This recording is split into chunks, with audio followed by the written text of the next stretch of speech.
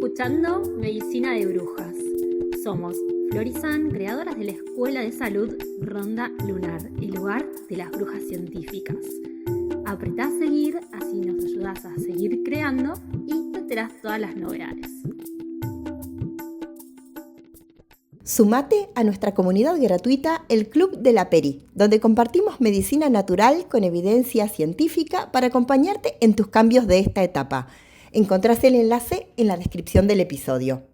En este episodio vamos a hablar de un tema que nos apasiona y nos parece súper necesario volver a traer al centro de la escena, que es cuando una hormona natural de nuestra biología como el cortisol deja de jugarnos a favor y se transforma en uno de esos mecanismos que explica y amplifica todos los síntomas de nuestra perimenopausia. Vamos a traer también en este capítulo al centro de la escena una amada planta medicinal, la ashwagandha, que es algo así como la kriptonita antigua, porque es antiquísima, para este problemón con la que convivimos todos en la modernidad. Y quedaste hasta el final, porque al final del capítulo te vamos a contar toda nuestra visión, y por supuesto basada en la evidencia científica, acerca de toda esta controversia que hubo en el último tiempo con el ashwagandha, de que si es cierto de su toxicidad, no toxicidad. Así que vamos con un capitulazo, ¿no, amiga? Hermoso, estoy feliz de estar grabando este episodio. Hoy todo el mundo está hablando de cortisol. Vos que nos estás escuchando, seguramente ahí cuando estás con tu celular, cuando ves cosas que te llegan, estás enterada de esto seguro, porque se ha convertido en una especie de enemigo público número 1 del bienestar. Te aparecen publicaciones, baja tu cortisol, el cortisol te está destruyendo, todo es culpa del cortisol.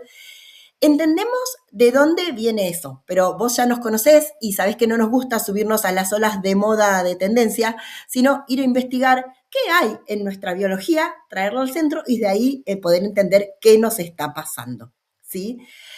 A ver, a mí me gusta decir que nada de lo que pasa en nuestra biología está ahí de gusto. Entonces vamos a entender que el cortisol es una hormona necesaria, esencial, te diría. Porque, ¿viste a la mañana cuando seteaste la alarma, ponele, para las 7 y 2 minutos antes abrís los ojos? Eso es cortisol. Naturalmente nuestro cuerpo tiene un pico de cortisol cuando sale el sol para despertarnos y para arrancar el día, ¿sí? Y otra forma natural, cuando nuestro cortisol aparece, y menos mal que lo hace, es cuando estamos ante alguna situación de estrés súbito. Yo me imagino, por ejemplo, voy manejando en la calle y alguien se me cruza imprevistamente. Yo ahí tengo que decidir en ese instante si piso el freno, si volanteo, qué decisión tomo. Si entonces en esas situaciones de emergencia el cortisol nos puede cambiar la vida, nos puede salvar la vida a nosotros y a otra persona. Entonces, el problema no es el cortisol en sí, sino cuándo y cómo lo producimos. Porque acá hay una gran diferencia en esta producción de estrés aguda, le podríamos decir la que se enciende y se apaga rápido, y en realidad cuando esta producción queda encendida de manera crónica en el tiempo, aunque sea en un volumen más bajo, ¿sí?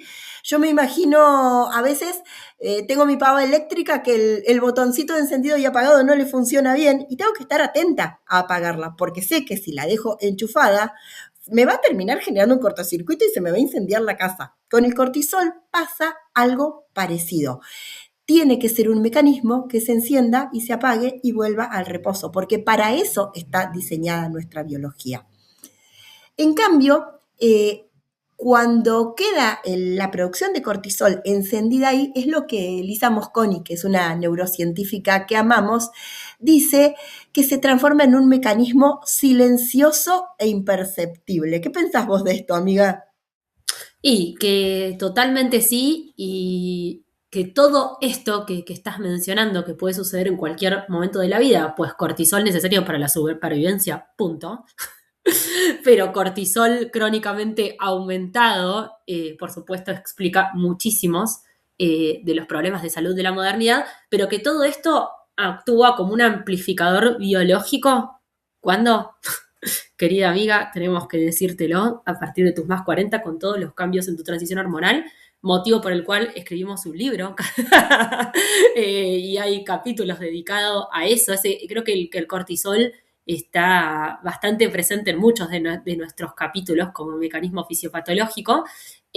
Así que mirá si este tema no va a ser importante, porque uno podría decir, bueno, en una infancia también podría afectar, en la adolescencia también, por supuesto, pero querida amiga, si estás atravesando tu transición hormonal, si estás en la peri o la menopausia, esto no es una cosa ahí que bueno, que más o menos me fijo a ver cuándo la regulo. No, no, no. Esto es un aquí y ahora, porque por supuesto que esto es la causa y a la vez la amplificación de todos los síntomas que te están molestando. Así que mirá si no es algo en lo que hay que ponerle atención ya, no ayer, ya. Totalmente, porque esto está actuando todos los días. Cuando estamos hablando de este estrés crónico, estamos hablando de las microacciones cotidianas que lo mantienen encendido. Estamos hablando cuando escroleo en la mente y me doy cuenta que no pagué la factura del gas y eso me enciende la alarma. O cuando estoy mirando una noticia en la tele o en Instagram y siento que, fíjate, como que ves una noticia y una alerta se enciende y cuando estás scrollando, estás viendo cuántas noticias por minuto, cuánta información que te activa ese cortisol en segundos. Entonces, esto es tipo cortisol, cortisol, cortisol, cortisol. Lo quiero decir así para que vos que nos estás escuchando puedas empezar a registrar, porque el gran problema es que lo hemos como normalizado, pensamos que esto es normal que sea así en la vida. Y el primer punto es ir a repreguntarnos, ir a sentirlo en el cuerpo, porque el cuerpo no nos miente, y empezar a entender qué hay atrás de eso. Esto que traías, amiga, es hermoso porque justo ahí en nuestra perimenopausia, con todos los cambios hormonales que están sucediendo a la vez, esto se retroalimenta y se amplifica uno a otro los mecanismos. De hecho, con todos estos mecanismos biológicos centrales, creamos ahí una clase preciosa, preciosa que vamos a compartir el 4 de julio. Vas a encontrar el enlace para inscribirte acá en la descripción del episodio, así que sumate porque si este tema te convoca, te resuena, tenemos mucho más para contarte en un espacio bastante más ampliado que el del podcast. Sí, y gratuito también, así que sí, sumate que vamos a estar compartiendo muchísimo, muchísimo, y sobre todo lo que vamos a hacer, que es interactuar a vivo, responder consultas, esa es la magia. Y hay muchas, muchas sorpresitas, así que va a estar buenísimo. Pero antes de llegar ahí, para que no te quedes con la duda, y para que ya estés en tema, cuando estemos ahí todas juntas conversando, queremos contarte un mecanismo biológico central, ¿no? Porque como dijiste, amiga, que me encanta, nosotras no nos subimos a las tendencias, pero sí está bueno, porque viste que a veces pasa esto que se empieza a repetir algo y ni siquiera sabemos bien desde dónde, ¿no? Entonces me parece que está bueno, desarrollar el criterio y algo que vos haces maravillosamente, que es ¿cómo desarrollo mi criterio? Bueno, entendiendo, paso número 1, ¿no? Entonces vamos a hablar de un mecanismo biológico bien descripto que tiene un nombre un poco raro, pero que ahora lo vas a entender y te va a hacer mucho, mucho sentido, que es lo que nosotras en medicina llamamos el robo de la pregnenolona. Y vos decís, che, pero un robo, ¿qué onda? Bueno, querida amiga, sí, este mecanismo biológico de por qué no te conviene tener crónicamente el cortisol aumentado en tu perimenopausia tiene una explicación biológica y es este robo. ¿Por qué? Porque la pregnenolona es el precursor, diríamos, la precursora maestra de las hormonas esteroideas. ¿Qué quiere decir eso? Que hay un precursor que el cortisol, los estrógenos, la progesterona y la testosterona comparten como la misma base, la misma materia prima matriz para formarse, ¿sí?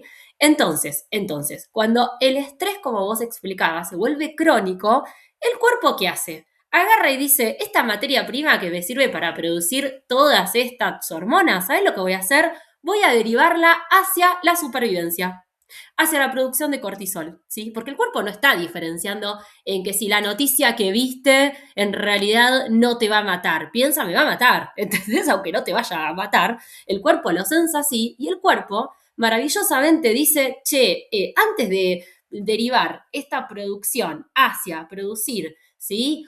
Nuestras hormonas maravillosas, como progesterona y estrógeno, lo derivo hacia cortisol. Porque, por supuesto, en términos evolutivos, la prioridad no es reproducirse, sino sobrevivir, ¿sí? Entonces esa decisión no la tomás vos, la toma tu biología y, por supuesto, por eso es que va a elegir el cortisol. Y esto puede suceder en cualquier momento de la vida, por supuesto, ¿sí? Pero en tus más 40, acá hay algo muy especial en torno a la vulnerabilidad del proceso, ¿no?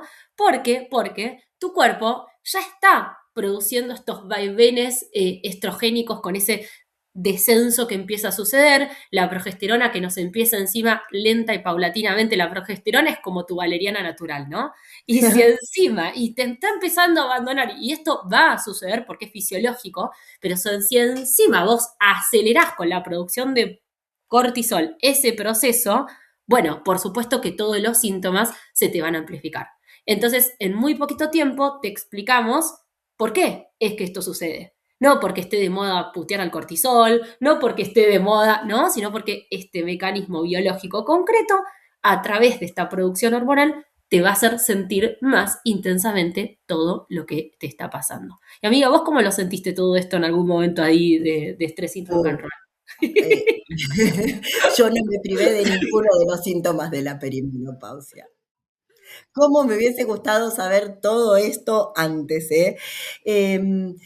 Porque una cosa que me parece re importante, viste, cuando en este mecanismo de pensar alopáticamente, que querramos o no es un chip que todas las personas tenemos instalado en nuestro cerebro, te enterás, uy, robo de pregnenolona, cortisol crónico, ¿cómo lo mido? ¿Qué análisis me hago para saber si? Ah, espectacular, espectacular. A ver, antes de ir a hacerte esas baterías de 1.000.000 de estudios que cuestan en dólares, que están también muy de moda, no sé qué, primero anda a sentirlo en tu cuerpo, ¿sí? Nuestro cuerpo no miente, nos habla, pero estamos tan hacia el afuera que muchas veces ni siquiera sabemos cómo escucharlo, ¿sí? Este estrés crónico se siente en el cuerpo. A ver, te voy a contar y vos ahí anda haciendo un escáner. ¿Y cómo lo sentís en el cuerpo? Sobre todo como una sensación de cansancio, pero no un cansancio como si volviste del gimnasio o vos, amiga, hiciste una de tus caminatas por la montaña, sino como un dolorimiento, diría yo, de los músculos o a veces incluso de las articulaciones, como las articulaciones más rígidas, o lo podés sentir también en la mente, como un embotamiento mental que no podés pensar con la misma velocidad o la misma rapidez que antes. Y también se manifiesta este cortisol elevado crónicamente como insomnio, porque vos pensás, para poder dormir tenés que tener todas las alertas apagadas. Si tu sistema de alerta sigue alto, no vas a poder descansar, ¿sí? Y esto arma un loop, porque después, mal dormida durante la noche, estás más alerta durante el día y el cortisol se mantiene más alto todavía. ¿Sí? Entonces, es como muy, muy importante poder empezar a registrar esto, porque muchas veces nos preguntan, bueno, me parece que tengo este cortisol alto crónicamente, ¿cómo me lo mido? Y la verdad es que no hay un análisis para ir a medir esto. ¿Por qué? Porque cuando vos vas a medir cortisol en sangre, estás midiendo la foto de ese momento.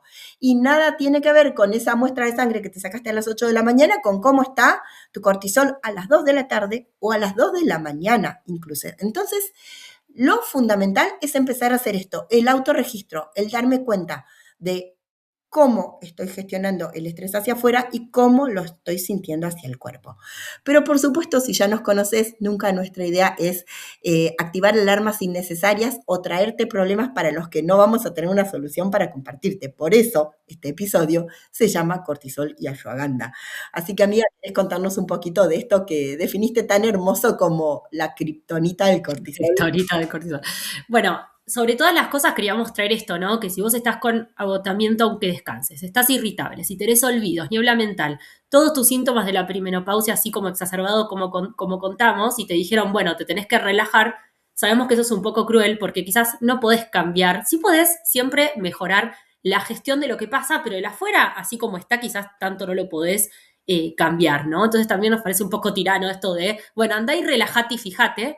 Bueno, por supuesto que siempre hay que revisar hábitos, no se trata en el que tomo y quedarme ahí, porque ya sabés que eso es muy reduccionista, pero sí traer a la ashwagandha como la kriptonita, porque por supuesto es una herramienta, un vehículo maravilloso para justamente mejorar la gestión del estrés, ¿sí?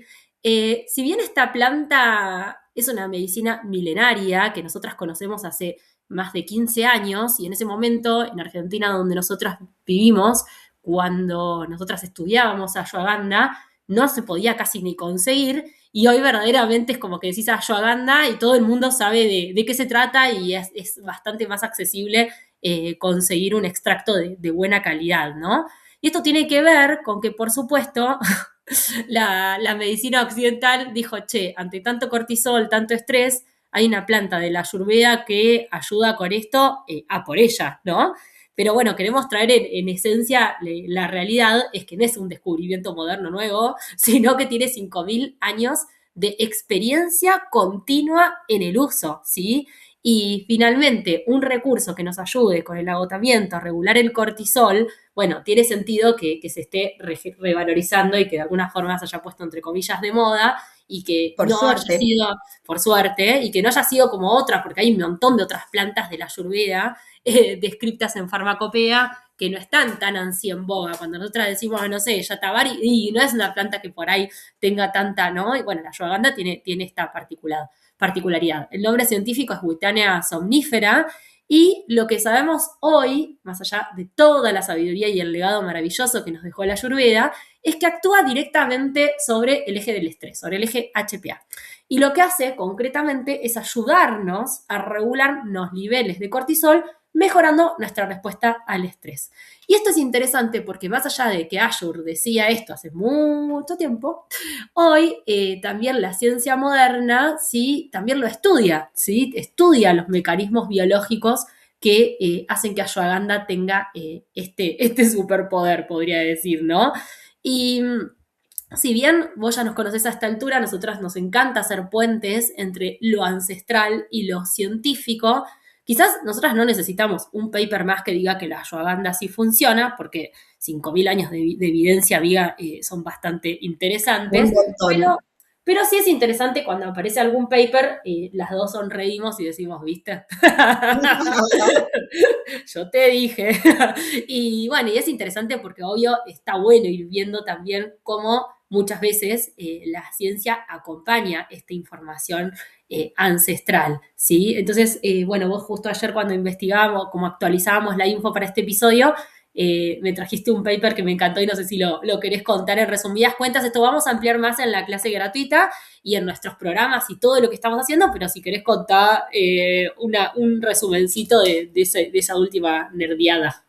Me encantó ver esto porque hay dos estudios que me encantaron. Uno es un estudio del 2024 donde tomaron un grupo de adultos sanos de entre 35 y 60 años, fíjate, una edad justo en la que todo esto se afecta, y eran personas que autorreportaban, es decir, que sentían problemas cognitivos o de energía, ¿sí?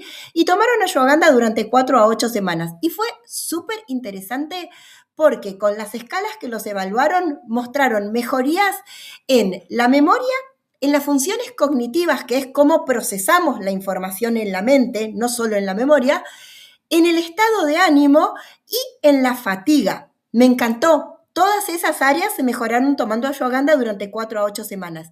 Y lo más interesante es que no hubieron efectos adversos en el tratamiento. Ah, mira vos. Y el otro es un metaanálisis que incluyó otros 15 estudios acerca de ashwagandha, casi 1.000 pacientes que tomaron ashwagandha, y es súper interesante porque se demostró que era no solo efectiva, sino también segura para reducir la ansiedad y el estrés. Así que, chicas, acá ashwagandha en el top Queremos. 1 de regulación de estrés. ¿Querés contarnos, amiga, cómo hace ashwa lo que hace? Bueno, hay un mecanismo biológico que también está muy descripto, ¿sí? Que la farmacología de síntesis, la farmacología moderna, aún no pudo ni siquiera acercarse a esta acción. ¿Por qué? Porque es una acción básicamente dual, ¿sí? No es ni un estimulante tampoco es un sedante, sino que, escucha esto, son las dos cositas al mismo tiempo. Por eso decía, en la farmacología moderna, uno tiene, por ejemplo, un antidepresivo cuando estoy medio bajón y tiene un ansiolítico cuando estoy muy arriba, ¿no es cierto? Pero no tiene ninguna sustancia de síntesis igual a lo que la naturaleza tan inteligente y maravillosamente ha generado, que es que en una misma sustancia, que en una misma planta, ¿sí? Justamente actúen los dos mecanismos biológicos juntos. Es decir, cuando estoy, por eso le llamamos adaptógeno, porque se adapta, porque justamente tuvimos nuestra ronda en el reset tiroideo, ¿sí? Y muchas chicas, una de las chicas decía, ay, a mí la ashwagandha siento que me levanto un poquito. Y a mí, incluso otra decía, me dio un poquito de sueño. No, a mí sueño no. Bueno, justamente esa es la magia y eso sucede y lo vemos en la clínica una y otra vez, que según lo que vos necesites, es en lo que te va a ayudar. Es maravilloso. Es como que hay una inteligencia de ese vínculo de un ser vivo, que es una planta, con nuestra propia biología, que en base a si yo necesito bajar un poco, es que ashwagandha me va a ayudar ahí, y si necesito subir un poquito, también va a ayudar ahí. Así que, nada, incluso esto puede suceder en la misma persona en distintos momentos. Así que, nada, es una herramienta maravillosa. Algo que sí quiero aclarar, concreto en relación a esto que me parece interesante, porque si no, ahí corremos el riesgo de simplificar un poco la cosa. Y sabemos que los procesos de salud no son lineales, no son 2 más 2, 4, no es igual para mí que para vos, ¿no? Entonces, sí quiero aclarar algo que me parece como muy central, que es que desde nuestra mirada y desde nuestros métodos con los cuales diseñamos integrar a ashwagandha, ¿sí? Quizás no solemos recomendarlo hacer en cualquier momento. ¿Por qué digo esto? En cualquier momento. Si bien es una planta segura, que ahora vamos a ver un poco qué pasó con esta controversia de la seguridad, no seguridad, hay momentos en que quizás desde la Ayurveda está muy claro y muy descrito que es mejor quizás hacer una limpieza, ¿sí? Limpiar un poco el sistema antes de vincularnos con una planta que nos va a traer esa regulación del cortisol, ¿sí? Este es nuestro método, es nuestra forma y sabemos que es más efectiva cuando lo hacemos de esa forma. Primero limpiamos, depuramos, ¿sí? Y después vamos a una planta que regule el cortisol, porque si lo hacemos en un sistema que está, por ejemplo, tu hígado súper sobrecargado, si tenés inflamación crónica de bajo grado, es como que sí, te va a ayudar, pero quizás no con la profundidad que nos gustaría. Por eso nosotras en nuestro método y en el programón que se viene, lo planteamos como de esa forma. No porque te vaya a hacer mal, esto lo quiero aclarar, sino más bien porque nos parece muy interesante ir por etapas y ahí sí vamos a ir a la profundidad de lo que nos está sucediendo. Anotate en el Club de la Peri, en la comunidad de WhatsApp, porque ahí estamos también compartiendo mucho de esto, ¿sí? Así que si no lo hiciste, en la descripción del episodio tenés el enlace para sumarte, que ahí también estamos compartiendo mucho de toda esta data y toda esta información. Bueno, para cerrar el capítulo, amiga, quiero que charlemos y lo dejamos para el final, porque sé que querían que hablemos de esto, pero la verdad, subirnos a la moda no es lo que mejor nos sale. Pero bueno, sí queríamos como, en base a que nos llegaron por bombardeo de esto, ¿no? Sí. Sobre todo porque justo nosotras estamos a vivo en este momento haciendo el reset tiroideo para mujeres con Hashimoto, hipotiroidismo, que es uno de los recursos fundamentales, la ashwagandha, para la tiroides, en nuestro plan integral. Y entonces, claro, o sea, se vino como toda la cosa de, che, están diciendo que es hepatotóxica, hay alarmas, no hay alarmas, y entonces, y es parte de un protocolo que nosotras integramos, era nuestra responsabilidad salir a, bueno, ¿no? Dar nuestra postura, contar sobre la verdad de lo que se está pasando, porque viste que sembrar pánico y terror lo sembramos en 5 minutos y viste, y a veces al estilo Napoleón, miente, miente que algo quedará, y es fácil subirse a la ola del miedo, ya lo sabemos, funciona así. Entonces queríamos como también cerrar trayendo un poquito de esto de, bueno, ¿por qué empezó a pasar todo esto de la ashwagandha? Resulta que era el amigo mágico que solucionaba todo y ahora resulta que es el enemigo, 3, 2, 1, ¿viste? Sí, sí, sí. Esto de muy del paradigma de la posverdad, donde las noticias o las informaciones se reproducen al infinito sin que haya una fuente de dónde salió eso, ¿sí? Entonces, una persona empieza a replicar lo que otro dijo y lo que otro dijo, entonces lo que hicimos nosotras fue ir a las bases, a revisar con pelos y señales cada uno de esos artículos, de las referencias, de Re. quién dijo qué, de qué cosa, y nos encontramos con dos cosas espectaculares. Primero, una, que esto de que se está diciendo de la hepatotoxicidad de ashwagandha y demás, fue una serie de casos reportados, pero lo interesante es que todas esas personas, cuando las investigaron, inclusive haciéndoles una biopsia hepática, tenían una enfermedad hepática previa, ¿sí? Es decir, que pero enfermedades hepáticas en serio, como cirrosis, fibrosis y otras enfermedades del Pero ni hígado, siquiera era ¿sí? esteatosis, ¿sí? Porque, digo, ni siquiera era No, hígado no graso, era, porque, era hígado graso, eran enfermedades establecidas del hígado, que ¿sí? para lo Y cual ahí no tomes ninguna planta. exacto, incluso tendrías que tener cuidado con tomar paracetamol si tenés un ¡Claro! problema en el hígado, exacto. Suplementos, todo. O sea, bueno, Por sí. eso también nosotras siempre cuando recomendamos alguna planta o algo, siempre ponemos cuáles son las precauciones, cuáles son las Re, contraindicaciones y cuáles son las re. interacciones. Eso siempre queda anotadísimo y la verdad es que si tenés uno de estos problemas, lo que vos decís, amiga, no tomes ashwagandha y tampoco tomes otras cosas, ¿sí?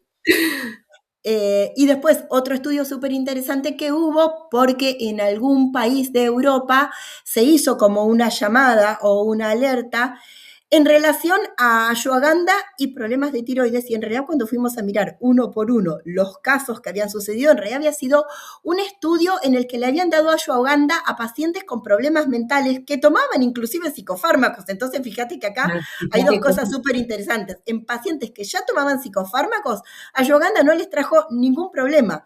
Lo que este estudio reportaba era simplemente que habían habido variaciones en las hormonas tiroides. Y oh casualidad, esas variaciones de hormonas tiroides siempre eran para mejor.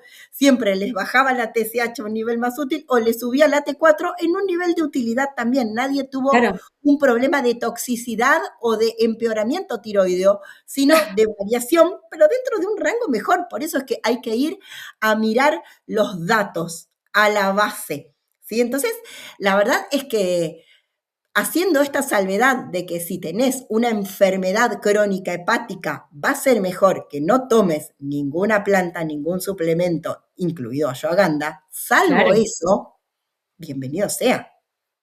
Sí. Y otra de las cosas que hay que también traer al centro de la escena es que Ayurveda recomienda milenariamente, y la mayor parte de los estudios científicos que hoy tenemos que corroboran a ashwagandha son con extractos en base a su raíz, ¿sí? ¿Por qué esto? Porque justamente las hojas sí pueden tener ciertos principios activos que podrían afectar el funcionamiento del hígado incluso en personas sanas. Con lo cual, fíjate qué lejos está eso de la información, porque si básicamente uno va y chequea las bases y sabe que la parte activa es la raíz y no la hoja, ¿por qué querés tomar la hoja? O sea, es como, ¿por qué quisieses tomar cicuta y no? No, en realidad a veces no es que vos estás eligiendo eso, sino que Sí, en esta superproducción de suplementos para consumir porque hay que consumirlo, claro, se claro, empiezan a producir con cualquier cosa. Entonces, nuestra parte como consumidoras responsables es total. ir a hablar con el productor y asegurarnos de que lo que vamos a tomar es extracto de raíz y no otra cosa. Claro, bueno, de hecho, para cerrar, justamente una de las chicas del Reset contaba eso, que nosotras siempre en nuestros programas damos sugerencias, no porque tengamos un conflicto de interés, sino por una cuestión de simplificar la vida a las personas, de cuáles son los extractos que sí conocemos, porque lo probamos y porque tenemos experiencia. Y una de las chicas decía, yo estoy en otro lado y conseguí un extracto que tenía justamente hojas. Y bueno, no lo tomes, fin de la discusión, ¿no? Entonces, bueno, nuevamente eso nos invita a revisar las etiquetas, a hablar con los productores, ¿no es cierto? Y, por supuesto, a tener un rol más activo en qué es lo que estoy metiendo en mi cuerpo. Una cuestión de responsabilidad. Así que si con todo esto no te quedó claro que esto se basa en tener un análisis, empoderarnos en salud implica esto, responsabilizarse, el compromiso, ¿no? y no ir a la crónica amarillista de las cosas sin entender por qué. Porque si nosotras vemos que esto verdaderamente está generando un problema o no, vos somos las primeras que vamos a ir a decir, che, se descubrió esto, pasó esto, ¿no? Pero creo que lo que pasó con Ashwagandha en este último tiempo es injusto, mínimamente, porque bueno, básicamente con esta cosa de querer ser tendencia, viralizarte, y finalmente terminamos diciendo cosas que no tienen ningún tipo de sustento, generan miedo y finalmente lo único que hacemos es polarizarnos, ¿no? Como, bueno, me va a resolver todo y yo no hago nada o me va a matar y va a ser tóxico. No, o sea, la vida no funciona así. Así que si estás tomando ashwagandha, traer esta información de que lo tomes con tranquilidad y por supuesto, bueno, nuevamente la invitación a ser críticos y a revisar la información, ¿no? Como vos decías, en la era de la posverdad es como, y bueno, y en la era de la IA, ¿no? O sea, ser críticos y usar lo que tenemos, que es la materia gris, básicamente, la materia del pensamiento. Así que, bueno, espero que toda esta información te haya nutrido, si tenés alguna amiga que sientas que está agotada, estresada, irritada, etcétera, y que sientas que esta información que está atravesando la peri la pueda nutrir, compartírsela, compartir el episodio, danos estrellitas, que es nuestra forma de poder seguir difundiendo esta información. Gracias por llegar acá, sumate al Club de la Peri, que estamos encendidísimas con este tema. Así que, bueno, nada, gracias por llegar hasta acá.